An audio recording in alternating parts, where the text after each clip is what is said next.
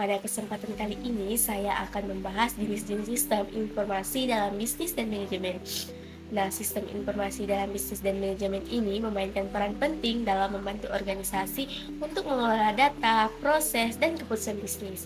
Ada berapa sih jenis sistem informasi yang digunakan dalam dunia bisnis dan manajemen? Nah, itu kita akan membahasnya, yaitu yang pertama, sistem informasi manajemen atau manajemen informasi sistem, bisa disebut dengan MIS. Sistem informasi manajemen ini dirancang untuk mengumpulkan, mengolah, dan menyajikan informasi yang berguna bagi manajemen untuk pengambilan keputusan.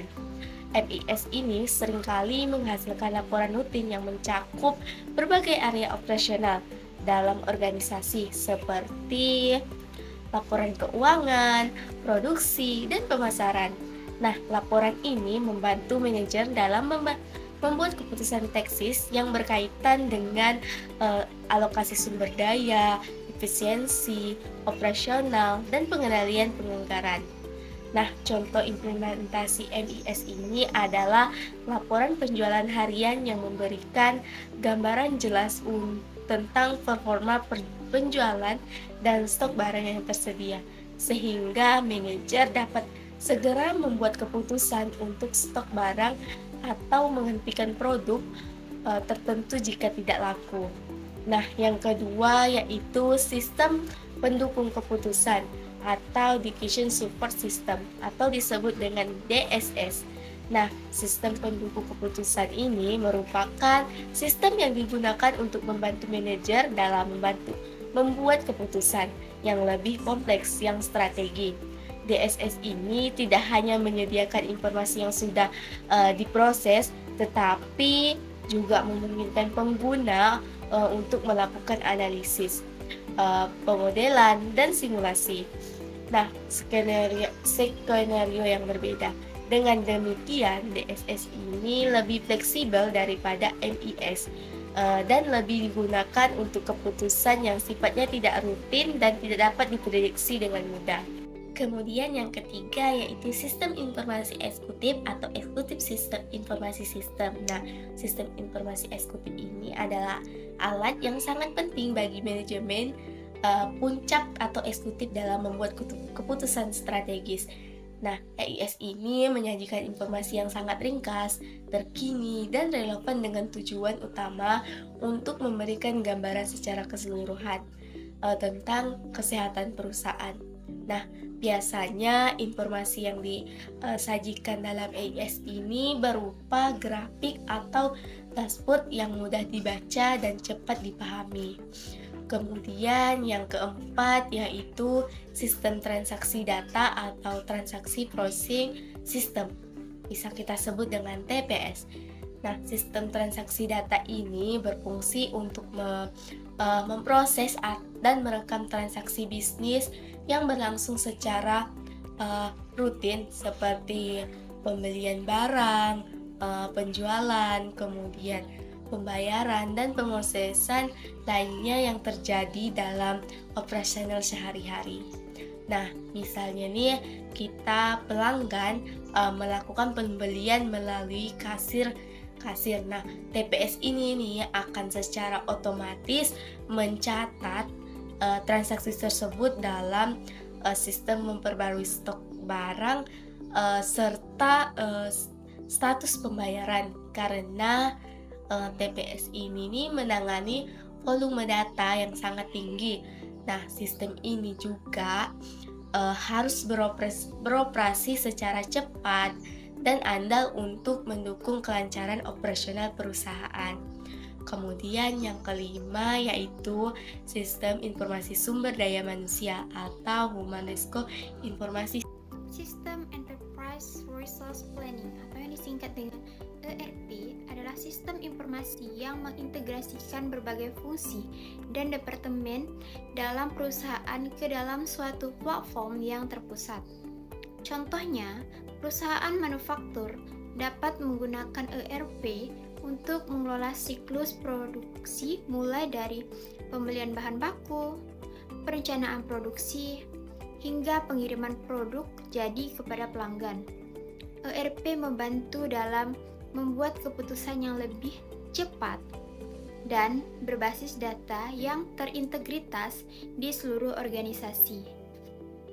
Yang ketujuh yaitu sistem manajemen rantai pasokan, Supply Chain Management System, atau yang disingkat dengan SCM, membantu perusahaan dalam mengelola aliran barang, informasi, dan uang sepanjang rantai pasokan, mulai dari pemasok bahan baku hingga konsumen akhir.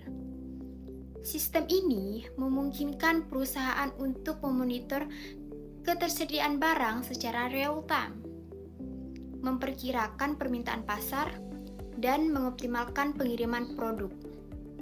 Contoh, SCM dapat membantu perusahaan dalam merencanakan pengadaan barang sesuai dengan permintaan pasar, sehingga menghindari overstocking atau kekurangan stok yang dapat merugikan perusahaan. Yang kedelapan, Customer Relationship Management atau yang disingkat dengan CRM. Ini dirancang untuk membantu perusahaan mengelola interaksi dengan pelanggan, serta meningkatkan loyalitas pelanggan. CRM mengumpulkan data tentang pelanggan, termasuk riwayat pembelian, preferensi, dan feedback yang dapat digunakan untuk menyusun strategi pemasaran yang lebih tepat sasaran. Sebagai contoh, CRM dapat digunakan untuk mempersonalisasi komunikasi dengan pelanggan dan memberikan penawaran yang relevan berdasarkan data yang terkumpul. Yang kesembilan, Sistem Informasi Pemasaran, Marketing Information System, atau yang disingkat dengan MKIS. Ini membantu dalam mengumpulkan, menganalisis, dan menyebarkan informasi pemasaran yang digunakan untuk merencanakan dan melaksanakan strategi pemasaran. MKIS memanfaatkan data pasar yang relevan untuk membantu perusahaan memahami perilaku konsumen, tren pasar, dan efektivitas kampanye pemasaran. Yang terakhir yaitu yang ke-10, Sistem Informasi Akuntansi, Accounting Information System, atau yang disingkat dengan AIS, adalah sistem yang digunakan untuk mengumpulkan, memproses, dan melaporkan informasi keuangan dan akuntansi. AIS mendukung aktivitas akuntansi seperti pencatatan transaksi keuangan, pembuatan laporan keuangan, serta pengelolaan anggaran perusahaan. Contoh implementasi AIS adalah sistem yang digunakan oleh perusahaan untuk menghasilkan laporan keuangan triwulan atau tahunan, mengelola hutang dan piutang, serta memastikan kepatuhan terhadap regulasi pajak yang berlaku.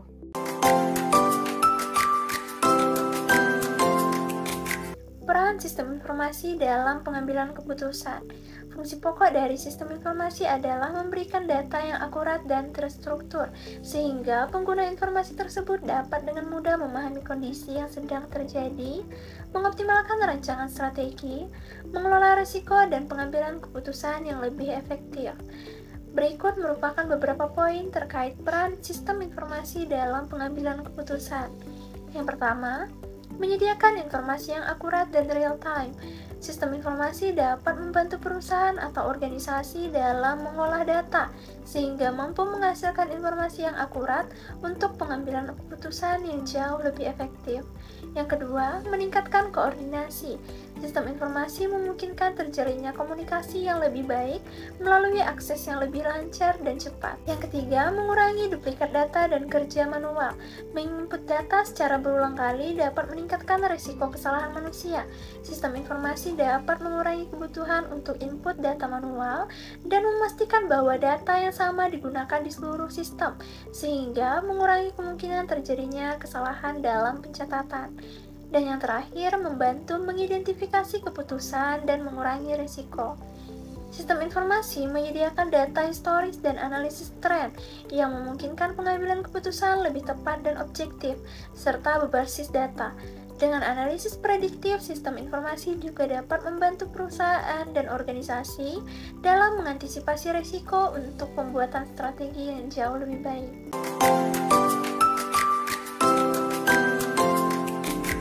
Nah, di sini saya akan menjelaskan implementasi sistem informasi dalam manajemen bisnis.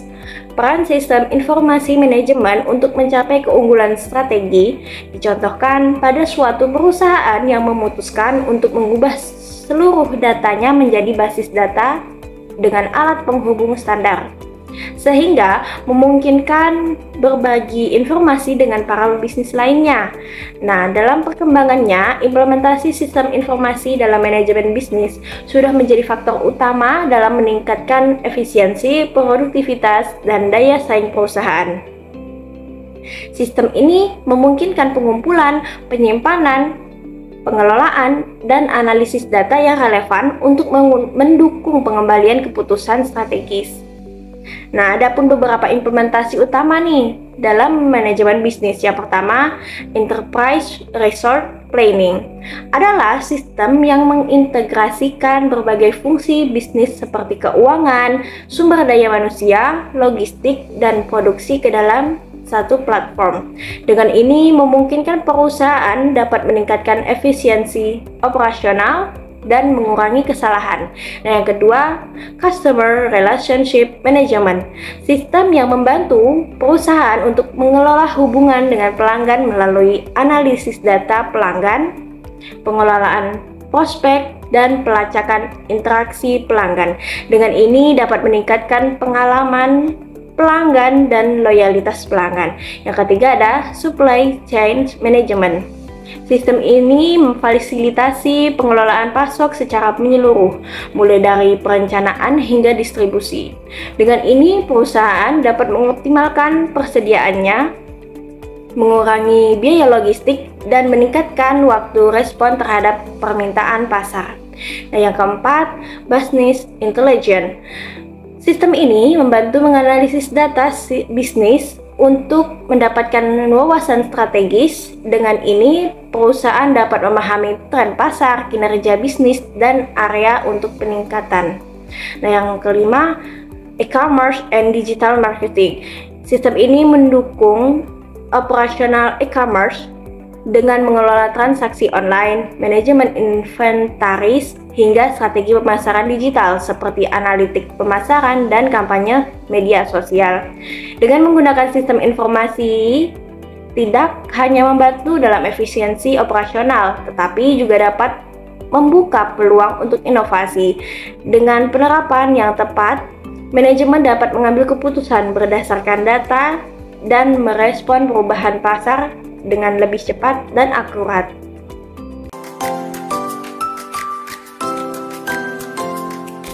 Keamanan dan pengendalian dalam sistem informasi bisnis. Jadi teman-teman, keamanan dan pengendalian informasi suatu bisnis itu menjadi kunci dalam menjaga ketahanan dan keberlanjutan bisnis di era digital sekarang. Sistem informasi bisnis memerlukan perlindungan komprehensif untuk mengamankan data sensitif dari berbagai ancaman yang bisa berdampak signifikan pada operasional perusahaan. Dengan adanya keamanan informasi ini bertujuan untuk melindungi aset informasi perusahaan yang mencakup data pelanggan, strategi bisnis, dan informasi rahasia lainnya yang dapat memiliki konsekuensi serius jika diakses oleh pihak yang tidak berwenang dan disalahgunakan. Lalu menerapkan keamanan informasi bagi bisnis dan manajemen sangat baik dan memberikan sejumlah manfaat, yaitu Pertama, keamanan informasi yang kuat melindungi reputasi bisnis dari kerugian akibat kebocoran data atau serangan cyber yang dapat merusak kepercayaan pelanggan. Dan yang kedua, sistem informasi yang aman mendukung keberlangsungan operasional dengan mencegah gangguan yang disebabkan oleh serangan cyber yang dapat mengakibatkan kerugian finansial yang signifikan. Dan yang ketiga, keamanan informasi yang mumpuni dapat menjadi keunggulan kompetitif yang membedakan perusahaan dari pesaingnya, karena pelanggan dan mitra bisnis lebih cenderung bekerja sama dengan organisasi yang mereka percaya dapat melindungi informasi mereka dengan baik. Nah, pengendalian yang baik juga dibutuhkan agar memastikan integritas, keandalan, dan keamanan sistem informasi berjalan dengan baik. Tujuan adanya pengendalian ini adalah membantu mencegah terjadinya kesalahan, kecurangan, dan pelanggaran dalam keamanan. Dengan begini, sebuah bisnis akan memiliki fondasi yang kuat untuk berinovasi dan berkembang jika memiliki keamanan dan pengendalian yang baik.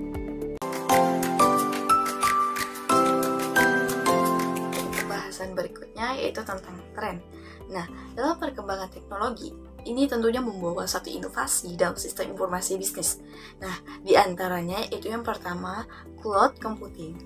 Nah, apa itu cloud computing? Nah, ini adalah teknologi yang memungkinkan penyimpanan, pengelolaan, dan pemrosesan data melalui internet tanpa memerlukan infrastruktur fisik yang lebih besar.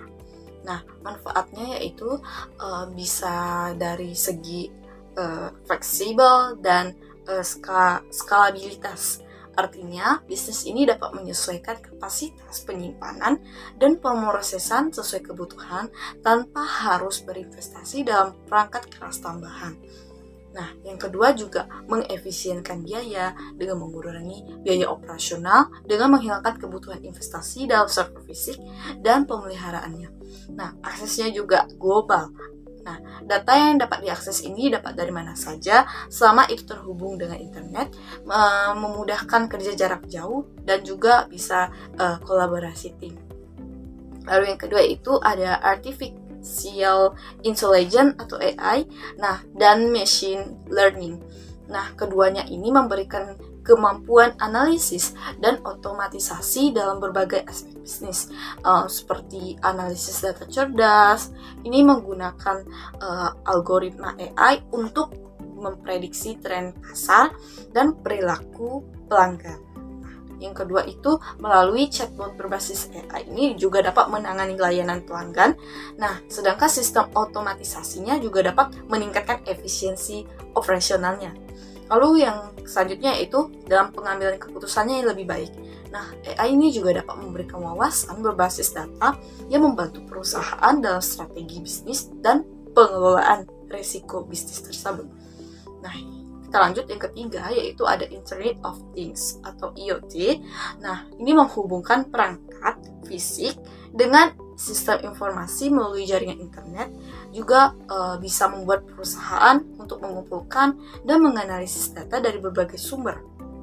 Nah, penerapannya ini mencakup beberapa hal. Yang pertama yaitu bisa mengefisienkan operasional. Sensor dari IoT ini dapat digunakan dalam manufaktur untuk pemeliharaan prediktif dan mengurangi downtime mesin. Lalu ada manajemen risiko pasokan, juga dapat membantu pelacakan inventaris secara real time dan meningkatkan efisiensi logistik dan distribusi. Juga pengalaman pelanggan yang lebih baik. Nah, ini digunakan untuk memberikan pengalaman belanja yang mungkin lebih personal menggunakan rekomendasi berbasis data. Lalu yang keempat yaitu Big Data Analysis. Nah, Big Data Analysis ini adalah proses menganalisis data dalam jumlah besar untuk mengidentifikasikan pola dan tren yang dapat digunakan dalam pengambilan keputusan bisnis. Nah, keunggulannya ini seperti bisa mengenalkan dengan pelanggan. Artinya ini bisa membantu perusahaan menyusun strategi pemasaran yang mungkin lebih efektif. Lalu yang kedua yaitu optimasi operasional. Nah, data yang dapat digunakan untuk meningkatkan efisiensi produksi dan mengurangi pemborosan. Lalu yang selanjutnya juga bisa mendeteksi penipuan. Nah, dalam sektor keuangan, big data ini digunakan untuk mendeteksi transaksi mencurigakan dan mencegah penipuan. Lalu yang kelima yaitu blockchain. Nah, blockchain ini adalah teknologi yang digunakan untuk menciptakan sistem pencatatan transaksi yang aman, transparan, dan tidak dapat diubah. Implementasi blockchain ini yang pertama itu dalam keamanan transaksi keuangannya. Nah, blockchain yang digunakan dalam sistem pembayaran digital dan mata uang kripto ini untuk mengamankan transaksi. Yang kedua yaitu manajemen rantai pasokan. Nah, perusahaan juga dapat melacak pergerakan barang secara real time dengan transparansi tinggi sehingga ini dapat mengurangi pemalsuan. Nah, yang selanjutnya itu smart contract, artinya ini juga dapat dilakukan secara otomatis tanpa memerlukan perantara, juga mengurangi biaya dan lebih meningkatkan efisiensi dalam bisnis. Tentunya dengan terus berkembangnya teknologi, sistem informasi bisnis ini akan semakin mengandalkan inovasi untuk meningkatkan efisiensinya, produktivitas, dan tentunya daya saing perusahaan. Dapat disimpulkan bahwa sistem informasi ini memainkan peran krusial dalam bisnis dan manajemen. Nah, dengan meningkatkan efisiensi, terus mendukung pengambilan keputusan, serta menciptakan keunggulan kompetitif. Nah, berbagai jenis sistem informasi ini digunakan untuk menangani berbagai aspek bisnis, mulai dari transaksi harian hingga analisis data tingkat lanjut. Nah, keamanan dan pengendalian dalam sistem informasi tentunya sangat penting untuk mencegah risiko kebocoran data. Dan dengan perkembangan teknologi seperti AI, IoT, dan blockchain, perusahaan perlu terus beradaptasi untuk memanfaatkan inovasi demi keberlanjutan bisnis mereka.